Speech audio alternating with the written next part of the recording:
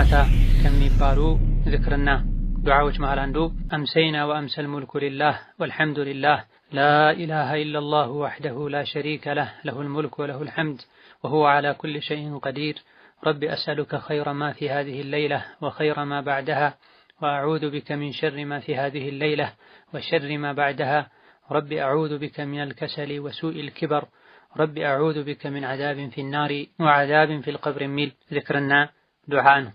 ጠቃሚ ከሚባሉ ብዙ ኸይርና በረካን መልካምን ነገር ከያዙና እያንዳንዱ ሙስሊም ጠዋትና ማታ ጠብቆ ቁርስና እራቱን እንደሚበላው በል ከዛ በላይ ሊለውና ሊያደርገው የሚገባ ዱዓ ነው። ኸይረ ሃዚሂ ሌይላ ወኸይረ ማ በዕደሃ ጌታዬ ሆይ፣ ፈጣሪዬ ሆይ፣ ተንከባካቢዬ ሆይ፣ ጠባቂዬ ሆይ፣ ምታበላኝ ምታጠጣኝ የሚያስፈልገኝ ነገር ሁሉ የምታደርግልኝ ጌታዬ ሆይ አስአሉካ እጠይቅሃለሁ ኸይረ ሃዚሂ ሌይላ በዚህች ምሽት ያለን መልካምና ኸይር የተባለን ነገር በሙሉ እጠይቅሃለሁ። ማለዳ ላይ ስንለው ረቢ አስአሉከ ኸይረ ማ ፊ ሃዘል የውም በዚህ ቀን ውስጥ ያለን ኸይርና መልካም የተባለን በሙሉ እጠይቅሃለሁ። ወኸይረ ማ በዕደሃ ከዚህ ሌሊት ቀጥሎ ባለው በምሽቱና ቀጥሎ ባለው ቀን ውስጥ ሊገኝ የሚችል አንተ የቀደርከው የከተብከውን የወሰንከውን መልካም ነገር ሁሉ እጠይቅሃለሁ። ወአዑዙ ቢከ ሚን ሸሪ ማ ፊ ሃዚሂ ሌይላ በዚህ ሌሊት ሊገኝ ከሚችል ሸርና ክፋት አደጋ በሙሉ ወሸሪ ማ በዕደሃ ከዚህ ሌሊት ቀጥሎ ባለው ቀን ቀጥሎ ባለው ሌሊት ቀጥሎ ባሉ ጊዜዎች ሊከሰቱ ከሚችሉ ክፋትና አደጋዎች በሙሉ በአንተ እጠበቃለሁ፣ ጠብቀኝ፣ አድነኝ የሚል በየቀኑ ምሽትና ማለዳ ላይ የምንደጋገመው ሁሌ በአላህ ጥበቃ ስር የምንሆንበት ዱዓ ነው። ረቢ አዑዙ ቢከ ሚን ዐዛቢን ፊናሪ ወዐዛቢን ፊል ቀብር ይላል። ጌታዬ ሆይ በአንተ እጠበቃለሁ፣ ወደ አንተ እሸሻለሁ፣ አንተ አድነኝ። ሚን ዐዛቢን ፊናር በእሳት ከመቀጣትና ከመሰቃየት፣ ወዐዛቢን ፊል ቀብሪ ከቀብር ስቃይና ቅጣትም አንተ ጠብቀኝ እንለዋለን። ቅያማ ላይ ከሚያሰቃዩ ከሚያስቸግሩ ነገሮች አንዱ የቀብር ስቃይና የጀሃነም እሳት ስቃይ ነው። ዱዓው ላይ እነዚህን ለየት ባለ መልኩ ነጥለን ከነዚህ ጠብቀን የምንለው ከሌሎች ይልቅ ይበልጥ ስለሚያሰቃዩን ትልቅ አደጋ ስለሆኑ።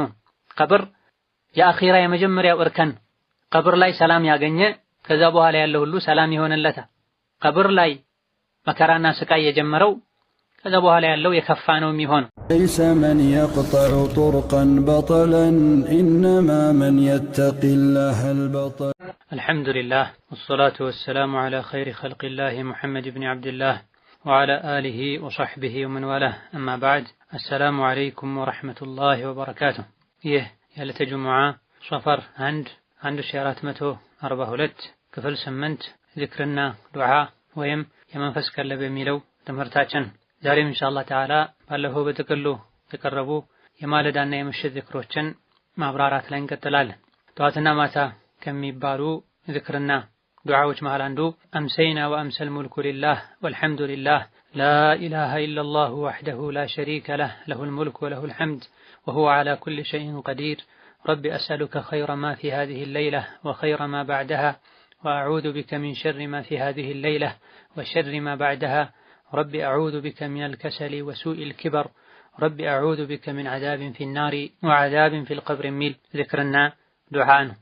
ጠቃሚ ከሚባሉ ብዙ ኸይርና በረካን መልካምን ነገር ከያዙና እያንዳንዱ ሙስሊም ጠዋትና ማታ ጠብቆ ቁርስና እራቱን እንደሚበላው በል ከዛ በላይ ሊለውና ሊያደርገው የሚገባ ዱዓ ነው።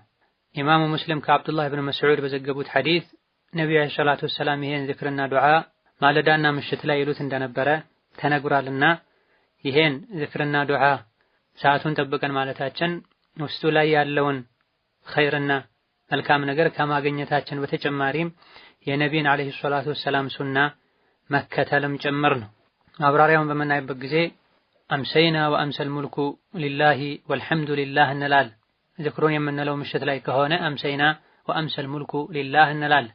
ማለዳ ላይ ከሆነ ደግሞ የምንለው አስበሕና ወአስበሐል ሙልኩ ሊላህ እንላለን። አምሰይና ማለት ወደ ምሽቱ ገባን አመሸን ወይም መሸለን ማለት።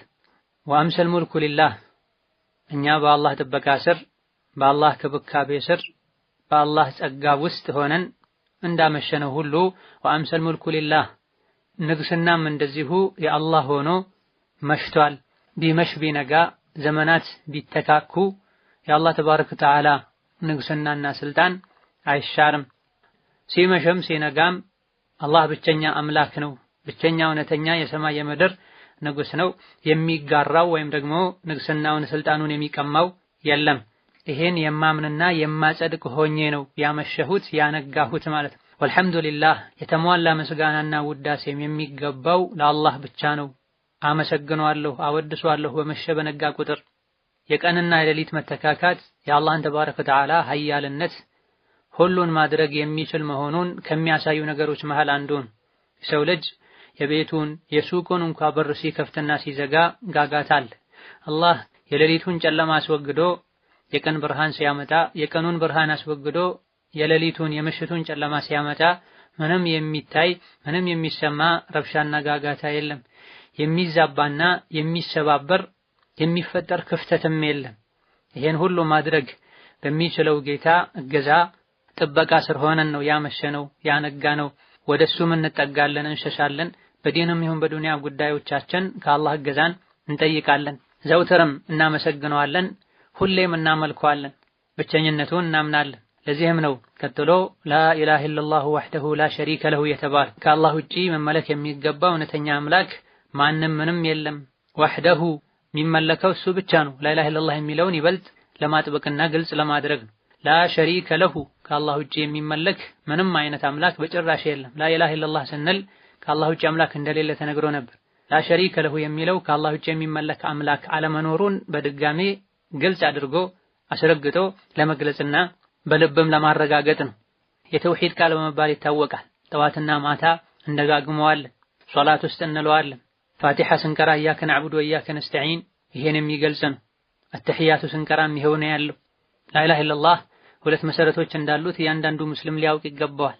ቃሉን ብቻ ማለቱ ሳይሆን ሙስሊም ያስብለው ከሽርክ የሚያድነው ጀነት የሚያስገባው መልእክቱን ስናውቅና ህጉን ስናከብር ነው። ላኢላሃ አንደኛው የላኢላሃ ኢለላህ መሰረት ነው፣ ማዕዘን። አምላክ የሚባል በጭራሽ የለም። ይሄን ቀድመን ማመን አለብን። ከአላህ ውጪ በሚመለክ በሚታመንበት ነገር በሙሉ መካድ አለብን። ኢላላህ ሁለተኛው የላኢላሃ ኢለላህ ማዕዘንና መሰረት ነው። አላህ እንጂ ማምነው በአላህ ብቻ ነው። ቀድመን ከአላህ ውጪ ሰዎች የሚያምኑባቸው የሚመኩባቸው ጠብቁኝ ከጭንቅ አውጡኝ የሚሏቸው የውሸት አማልክትን እርግፍ አድርጎ መተው ያስፈልጋል። ከዛ በኋላ መሬቱን መሰረቱን ካጸዳም በኋላ ኢላላህ እንላለን። ለማንም አይገባም ያልነውን አምላክነትን ለአላህ ብቻ እናደርጋለን እንሰጣለን። ወህደሁ ላ ሸሪከ ለሁ የሚለው ላኢላሃ ኢለላህን ይበልጥ ግልጽ የሚያደርግ ነው። ለሁል ሙልኩ ወለሁል ሐምድ ወሁወ ዐላ ኩሊ ሸይኢን ቀዲር። በዱንያም ይሁን በአኼራ የተሟላው ንግስና የአላህ ብቻ ነው። ዱንያ ላይ ያሉ ስልጣን ያላቸው በሙሉ ስልጣንን ከጊዜ በኋላ ያገኙ ናቸው፣ ከጊዜም በኋላ የሚያጡት ነው። ስልጣን ላይም ያሉ ስልጣናቸው ውስን ነው። የአላህን ተባረከ ወተዓላ ንግስና ግን በምናይበት ጊዜ ቋሚ ነው። ማንም የሰጠው አይደለም፣ ማንም ሊወስድበት የሚችልም አይደለም። መጀመሪያም መጨረሻም የለውም። የተሟላና እውነተኛ ንግስናም ጭምር ነው።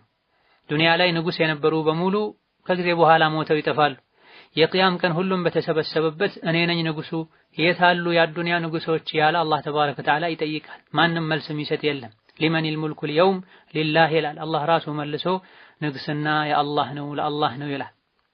ንግስና በሙሉ የአላህ ተባረከ ወተዓላ ነው። ሰዎች ዘንድ ያለው ንግስናም ከአላህ ያገኙት ነው።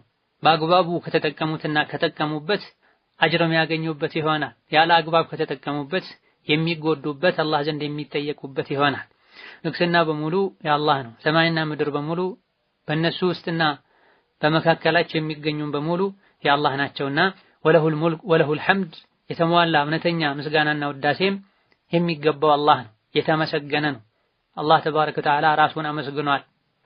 አልሐምዱሊላሂ ረቢል ዓለሚን ብሏል። አመስግኑኝ ማለቱን አወድሱኝ ማለቱን የጀነት ሰዎችም ጀነት ሲገቡ የጀነት ጸጋዎችን ሲያዩ አልሐምዱሊላህ ነው የሚሉት። ወሁወ ዐላ ኩሊ ሸይኢን ቀዲር አላህ ሁሉም ማድረግ የሚችል ጌታ ነው። ለአላህ የሚሳነው ነገር የለም። የሻውን ያደርጋል። የፈለገውን ከማድረግ የሚያግደው የለም። ያደረግከውን ለምን አደረግክ የሚለው የለም። የሚያደርገው በሙሉ ሐቅና እውነት ነው። በሕክማ በጥበብ የተሞላ ነው። ያለ አንዳች ምክንያት ምንም ነገር አያደርግም። አላህ ያደረገው በሙሉ ኸይርና መልካም ነው። በዚህ መልኩ አላህን ካወደሰን ካላቅነው በኋላ ወደ ዱዓ እንገባለን። ረቢ አስአሉከ ኸይረ ሃዚሂ ሌይላ ወኸይረ ማ ባዕደሃ፣ ጌታዬ ሆይ ፈጣሪዬ ሆይ ተንከባካቢዬ ሆይ ጠባቂዬ ሆይ ምታበላኝ ምታጠጣኝ የሚያስፈልገኝ ነገር ሁሉ ምታደርግልኝ ጌታዬ ሆይ አስአሉከ እጠይቅሃለሁ ኸይረ ሃዚሂ ሌይላ በዚህች ምሽት ያለን መልካምና ኸይር የተባለን ነገር በሙሉ እጠይቅሃለሁ። ማለዳ ላይ ስንለው ረቢ አስአሉከ ኸይረ ማ ፊ ሃዘል የውም በዚህ ቀን ውስጥ ያለን ኸይርና መልካም የተባለን በሙሉ እጠይቅሃለሁ። ወኸይረ ማ ባዕደሃ ከዚህ ሌሊት ቀጥሎ ባለው በምሽቱና ቀጥሎ ባለው ቀን ውስጥ ሊገኝ የሚችል አንተ የቀደርከው የከተብከውን የወሰንከውን መልካም ነገር ሁሉ እጠይቅሃለሁ። ወአዑዙ ቢከ ሚን ሸሪ ማ ፊ ሃዚሂ ሌይላ በዚህ ሌሊት ሊገኝ ከሚችል ሸርና ክፋት አደጋ በሙሉ ወሸሪ ማ ባዕደሃ ከዚህ ሌሊት ቀጥሎ ባለው ቀን ቀጥሎ ባለው ሌሊት ቀጥሎ ባሉ ጊዜዎች ሊከሰቱ ከሚችሉ ክፋትና አደጋዎች በሙሉ በአንተ እጠበቃለሁ፣ ጠብቀኝ፣ አድነኝ የሚል በየቀኑ ምሽትና ማለዳ ላይ የምንደጋገመው ሁሌ በአላህ ጥበቃ ስር የምንሆንበት ዱዓ ነው። ይሄን ዚክር ልብ ካልነው የዱዓ አደብንም ጭምር የሚያስተምር ከዱዓ አደቦች አንዱ የፈለግነውን ነገር ከመጠየቃችን በፊት የምንጠይቀውን አላህን ተባረከ ወተዓላ ማላቅ፣ የእኛን ደካማነት መግለጽ፣ ያለሱ ስጦታና ችሮታ መኖር እንደማንችል ማመንና መግለጽ ይገባናል። ትክክለኛው የዱዓ መሳሪያም የዱዓ በር መክፈቻም ይሄ ነው። አላህን ከፍ ማድረግ፣ ራስን ዝቅ ማድረግ፣ የአላህን ተባረከ ወተዓላ መልካም ባህሪዎችን መልካም ስሞችን ማድረግ እንደሚችል አዛኝ እንደሆነ ሁሉ በእጁ እንደሆነ የፈለገውን ከማድረግ ማንም እንደማይከለክለው ወዘተ መልካም ስምና ባህሪዎቹን ከዱዓ በፊት አስቀድሞ ማንሳት ተወሱል ይባላል። ትክክለኛው የአህለ ሱና ወልጀማዓ ተወሱልም ይሄም በነቢዮች መጀን በሷሊሖች መጀን ቢጃሂ ነቢይክ በነቢዩ ጃሂ ሆነብህ እያሉ ማለት ቢድዓን ወደ ሽርክም ሊያድግ ይችላል። በዚህ መልኩ አላህ ለመኑኝ አላለም። ነቢያትም በዚህ መልኩ አልለመኑ። ነቢ ሙሐመድ አለይሂ ሰላቱ ወሰላም በወደድከው ለአንተ ብሎ እሳት ውስጥ በተጣለው ኢብራሂም ይሆንብህ ብለው ነቢ አለይሂ ሰላቱ ወሰላም አልጠየቁም። በረሕመትህ ይሆንብህ፣ በእዝነትህ ይሆንብህ፣ ቻይ የሆንከው ጌታ፣ ንጉሥ የሆንከው ጌታ፣ የተመሰገንከው ጌታ፣ ራዚቅ የሆንከው ጌታ ርዝቅ ስጠኝ፣ መሐሪ የሆንከው ጌታ ሆይ ምህረትህን ለግሰኝ እያለን እንድንለምነው ነው ቁርአንም ሐዲስም ያስተማር። የነቢ ዱዓም እዚህ ሐዲሱ ላይ እንደምናየው ይሄን ነው የሚያመላክተው። አምሰይና ወአምሰል ሙልኩ ሊላህ አመሸን ንግስና ስልጣንም የአላህ ሆኖ ነው ያመሸው። አላህ የተመሰገነ ነው፣ ከሱ በቀር አምላክ የለም፣ ብቸኛ ነው። ጌታዬ ሆይ ሁሉን ነገር ማድረግ የምትችል ነህ ካለም በኋላ ረቢ አስአሉከ እንላለን። ጌታዬ ሆይ አስአሉከ ከሚለው በፊትም ረቢ የሚላል። ጌታዬ ሆይ ረቢ ማለት ፈጣሪ ሆይ ካነበርኩበት ያስገኘኝ የፈጠርከኝ ጌታዬ ሆይ አሁንም ለመኖር የሚያስፈልገኝን ነገር የምታደርግልኝ ጌታዬ ሆይ ያላንተ የፈጠረኝ የተንከባከበኝ የጠበቀኝ የለምና እኔም ካንተ ውጪ መጠብቀው የለም። አስአሉከ ኸይረ ሃዚሂ ሌይላ በዚህች ሌሊት ሊገኝ የሚችል የወሰንከው የቀደርከውን ኸይር ሁሉ ጠይቅሃለሁ። በዚህ ሌሊት ሊገኝ ከሚችል ክፋትና አደጋ ሁሉ አንተው እንድትጠብቀኝ እጠይቅሃለሁ ማለት። አስአሉከ ኸይረ ሃዚሂ ሌይላ የሚለው በጀመርነው ዝክሩን ያደረግንበት ባለው ሌሊት ውስጥ አላህ ተባረከ ወተዓላ የቀደረው የከተበው የአዱንያም ይሁን የአኼራ መልካምን ነገር በሙሉ ሰብስቦ የያዘ ዱዓ።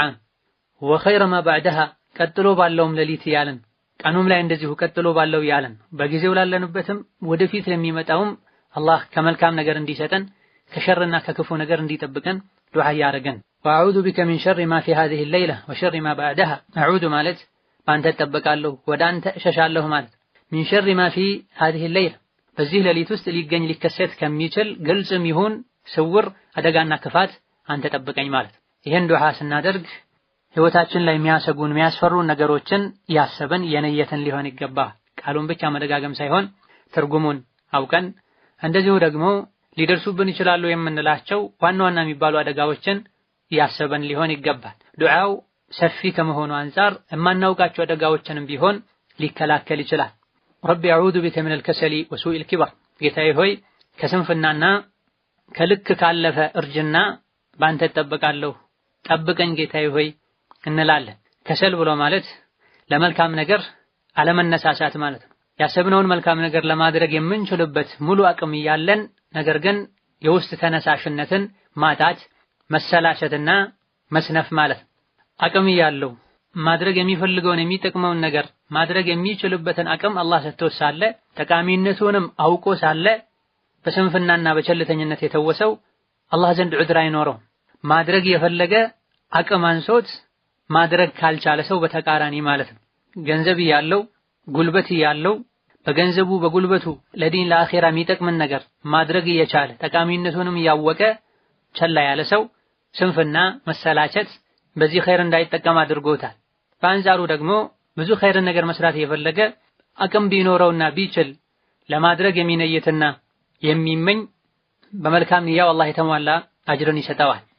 የሰው ልጅ ራሱን ከፍ እንዳያደርግ እንዳያስተካክል ከሚያግዱ እንቅፋቶች መሃል አንዱ ከሰል፣ ሌላኛው ዐጅዝን ስንፍናና መሰላቸት፣ ኸይር ስራ ላይ ደካማ መሆን፣ ለማይረባ ለማይጠቅም ነገር ረጅም ሰዓትን እየሰጡ ብዙ ጉልበትን እያባከኑ ለአዱንያና ለአኺራ የሚጠቅም ነገር ላይ ሲሆን የሚዘናጉ የሚሰላቹ ሰዎች አሉ። ስለዚህ ከእንዲህ አይነቱ ስንፍና ኸይር ስራ ላይ ደካማና ኋላ ቀር ከመሆን በአንተ እጠበቃለሁ። ወሱኢል ኪበሪ እንደዚሁ ከልክ ካለፈ ከመጥፎ እርጅናም በአንተ እጠበቃለሁ እንላል። መጥፎ እርጅና የሚባለው አቅላችንን እንድንስት ነገሮች እንዲቀላቀሉብን የሚያደርግ ደረጃ ላይ የደረሰ እርጅና ማለት ነው። ሁኔታችን የሚቀያየርበት ሰው እንዲጠላን እንዲሰለቸን የሚያደርግ ምንናገረውን ምናደርገውን የማናውቅበት የእድሜ ክልል ውስጥ መግባት ማለት ነው። ከዚህ አላህ እንዲጠብቀን ጠዋት ማታ እንጠይቃለን። አቅልን የሚስቱበት ነገሮች የሚቀላቀሉበት ደረጃ ላይ ያልደረሰ የእድሜ መርዘም ከጸጋዎች መሃል አንዱ ነው። አብሮት መልካም ስራ ካለ መልካም አኽላቅ ካለ ከሰዎች ሁሉ መልካምና ጥሩ ሰው ማለት ከመልካም ስራ ጋር እድሜው የረዘመለት ሰው ነው ተብሏል። በተቃራኒው ደግሞ መጥፎ ሰው ማለት ከመጥፎ ስራ ጋር እድሜው የረዘመበት ሰው ነው ተብሏል። ከመልካም ስራም ጋር ቢሆን የእድሜ መርዘም የሚወደደው የሚፈለገው አቅልን መሳት ደረጃ የማያደርስ ከሆነ አቅል የመሳት ደረጃ ሊያደርስ ከሚችል የእድሜ መርዘም ከመጥፎ የእድሜ መርዘም አላህ እንዲጠብቀን ምሽትና ማለዳ ላይ እንጠይቀዋል።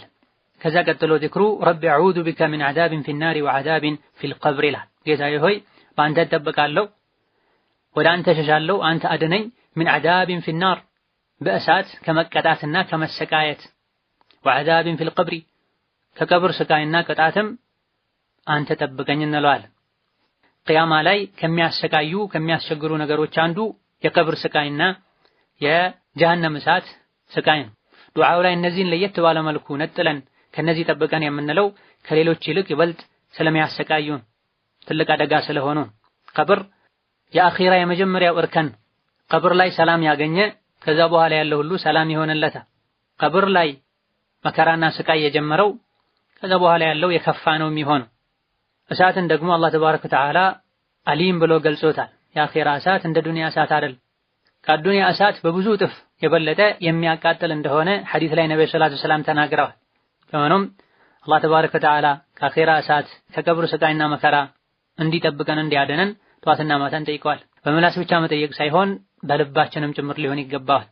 እያሰብን እሳት ማለት ቀብር ማለት እንደሆነ ልብ ያለን በምላሳችን ከቀብር ቅጣት ጠብቀን ከአኺራ እሳት አደነን ያለን ደግሞ ለቀብር ቅጣት የሚዳርጉ ለአኺራ እሳት የሚያበቁ ስራዎችን በጭራሽ ልንሰራ አይገባም።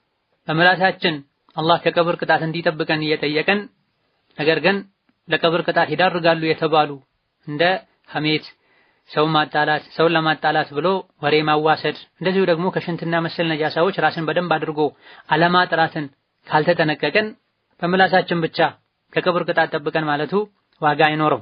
ሁላችንንም ከጀሃነም እሳትና ከቀብር ቅጣት እንደዚሁ ደግሞ ለእነዚህ አደጋዎች ከሚዳርጉና ወደዛ ከሚወስዱ ነገሮች አላህ ይጠብቀን።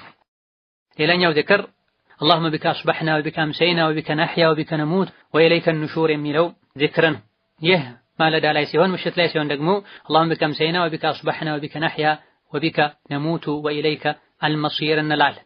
ኢማሙ ትርሚዚ፣ አቡ ዳውድና ሌሎችም ከአቡ ሁረይራ እንዳስተላለፉት ነቢዩ ዓለይሂ ሰላቱ ወሰላም ሱሐቦቻቸውን ይሄንን ዚክርና ዱዓ ያስተምሩ ነበር።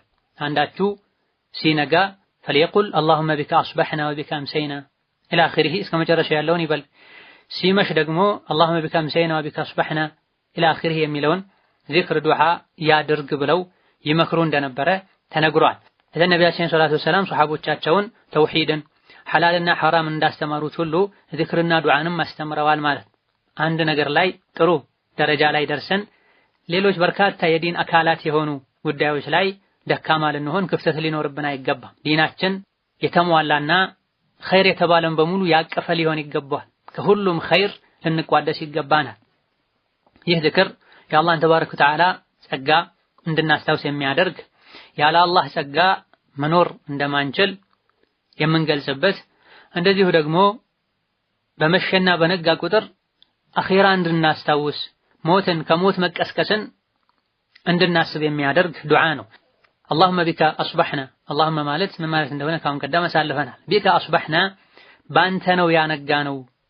ምሽትም ሲሆን ደግሞ ቢከ አምሰይና ባንተ ነው ያመሸነው እንላለን። ባንተ ነው ያነጋነው ባንተ ነው ያመሸነው ማለት ባንተ ጸጋ፣ ባንተ እገዛ፣ ባንተ ጥበቃ፣ ባንተ እርዳታ ብቻና ብቻ ነው ያመሸነው ያነጋነው ማለት። ከአንተ ውጪ ማንም የሌሊቱን ጨለማ አስወግዶ ብርሃን ሊያመጣ አይችልም። ከተለያዩ ከሌሊት አደጋዎች ሊጠብቀን የሚችል ማንም የለም። ስለዚህ ያመሸነውም ያነጋነውም በጸጋዎችህ ውስጥ ሆነን ነው። አንተ ነህ ጠብቀህ ያሳደርከን ጠብቀህ ያዋልከን ማለት። ሰዎች ጥሩ ጥበቃ ስላላቸው አሊያ ደግሞ ትልቅ ግቢና የአደጋ መከላከያ አጥር ስላላቸው ለሱቃቸው ጥበቃ ስለቀጠሩ ወይም ጥሩ በሚባል ቁልፍ ስለዘጉ ተጠብቆላቸው ያደሩ ይመስላቸዋል። ሐቂቃው ግን አይደለም። እነዚህ ሰበብ ናቸው። ጥሩ ጥበቃ ነው የተባለው ይተኛል። አጥሩ ሊሰበር ሊፈርስ ይችላል። ስለዚህ ኸይርን ሁሉ ያስገኘልን አላህ ነው።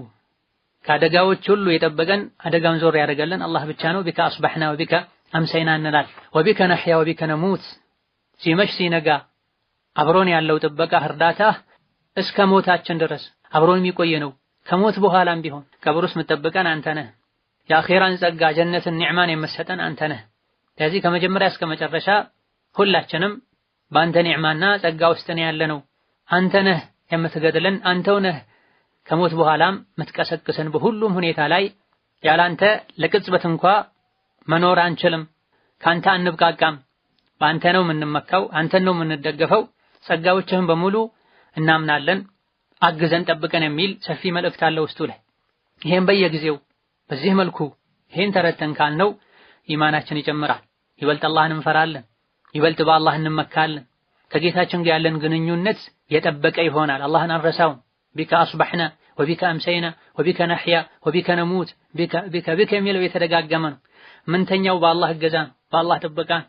ምንነሳው በአላህ ፈቃድ ነው። እዛው በተኙበት ወሱያ ሳይናገሩ ቤተሰብ ሳይሰናበቱ ያላቸውን ሐቅ ሳይናገሩ የሚሞቱ አሉ። ወቢከ ነሕያ ወቢከ ነሙት ዱንያ ላይ እንደፈለገን ተመቻችተን የምንኖረው በአላህ እገዛ ነው፣ በአላህ እርዳታ ነው። በሙያችን፣ በእውቀታችን፣ በጉልበታችን፣ በልጆቻችን አይደለም። የሚያኖረን አላህ ነው። የምንሞተውም አላህ በወሰነው ጊዜ ነው። አጀላችን ሲያልቅና ሲጠናቀቅ ነው። ዓለም ላይ ያለ ህዝብ በሙሉ ተሰብስቦ ያለ አጀሉ ያለ ወቅቱ ገሌን እንግደለው ገሊትን እንግደላት ቢሉ ማንም አይችልም። ወኢለይከ ኑሹር ከሞተም በኋላ የምንቀሰቀሰው ወደ አንተ ነው። አንተን የሰው ልጆችን በሙሉ ሞተው ከተገበሩበትም ይሁን አውሬ በልቷቸውም ይሁን እሳት አቃጥሏቸውም ይሁን ሰብስበህ የፍርዱ ሜዳ ላይ የምታቆማቸው አንተ ነህና የምንጓዘው የምንሰበሰበው ወደ አንተ ነው። አንተ ዘንድ ነው የቅያም ቀን ማለት ነው። ይሄን በየቀኑ ሞቶ መቀስቀስን፣ ቅያማን፣ አላህ ፊት መቆምን፣ በሥራ መተሳሰብን እንድናስታውስ የሚያደርገን። ማለዳ ላይ ሲሆን ወኢለይከ ኑሹር እንላለን። ምሽት ላይ ሲሆን ወኢለይከል መሲር እንላለን። ሁለቱም ምስጢር አላቸው። ቦታቸው ላይም ነው የተቀመጡት። ከሞት በኋላ መቀስቀስ እንዳለው ሁሉ ከእንቅልፍ በኋላ መንቃት አለ።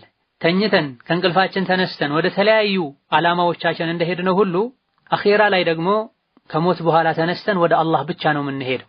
የሰው ልጆች በየቤታቸው ተኝተው አድረው ማለዳ ላይ ተነስተው ሁሉም ወደ ስራው ይሄዳል። አንድ ቤት ላይ የነበሩ 4፣ 5፣ 6 ሰዎች ወደ ተለያየ ዓላማና ሐጃ ሊሄዱ ይችላሉ።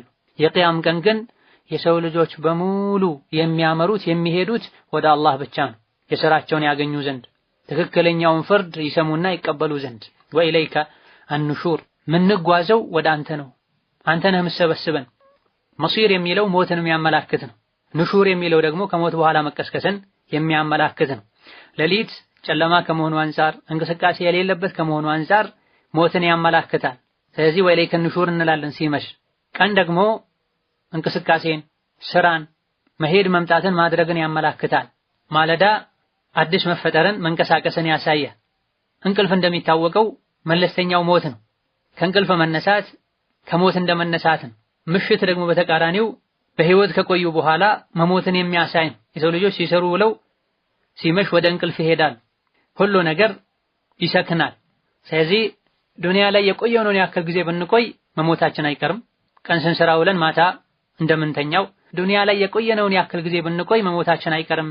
እንደሚመሸው ሁሉ ምንም እንኳን ብንሞት ደግሞ እዛው በስብሰን ጣፍተን አንቀርም። ወኢለይከ አንሹር ተቀስቅሰን እፊትህ እንቆማለን። በየቀኑ ይሄን ማስታወሳችን ዱንያን ቸላ እንድንል ለአኼራ እንድንጓጓና እንድንዘጋጅ ያደርገናል። ሌላ መንገደኞች መሆናችንን ልናስታውስ፣ ለጉዞ የሚያስፈልጉን ነገሮችን ልናዘጋጅ፣ ጉዞ ላይ እንቅፋት የሚሆኑ ድካም የሚያበዙ ነገሮችን እዚሁ አውጥተን ልንጥል ጠንቀቅ ልንል ይገባናል። ጉዞ እጅግ በጣም ረጅም ጉዞ ነው። የአኼራ ጉዞ ነው። መመለስ የሌለበትም ጉዞ ነው። ረጅም መንገድ የሚሄድ ሰው ለመንገድ የሚያስፈልገውን ያክል ምግብና መጠጥ ካልያዘ፣ ምቹ ልብስ ካልያዘ፣ ማይጠቅሙ ነገሮችን ከተሸከመ መንገድ ላይ መውደቁ መቸገሩ አይቀርም። ስንቅ ሳይዝ የሄደ ወይም መለመን ወይም ደግሞ በረሃብ መሞቱ አይቀርም። ይህ ለአዱንያ ጉዞ ነው። የአዱንያ ጉዞ እጅግ በጣም ቀላል፣ ያለ መጓዝም ምርጫ አለን። ምንም እንኳን ስንቅ የሌለው ሰው ከዙሪያው ያሉ ሰዎች ሲሞት አይተው ዝም አይሉትም። አኼራ ላይ ግን ሲሆን ጉዞ አስገዳጅ ነው። ማንም ከማንም የሚያገኘው ነገር አይኖርም። ኩሉ ነፍስን ቢማ ከሰበት ረሂና፣ እያንዳንዷ ነፍስ በሰራችው ሥራ ትያዛለች፣ ትታሰራለች። ስለዚህ ጠዋትና ማታ ይህን ዝክር ባለን ቁጥር አኼራን ልናስታውስ፣ ለአኼራም የሆነን ስንቅ ልንይዝ፣ አላህን ልንፈራ ይገባናል። هذا والله تعالى أعلم። ዛሬ በዚህ እናበቃለን። ወሰላሙ አለይኩም ወረሕመቱላህ ወበረካቱ።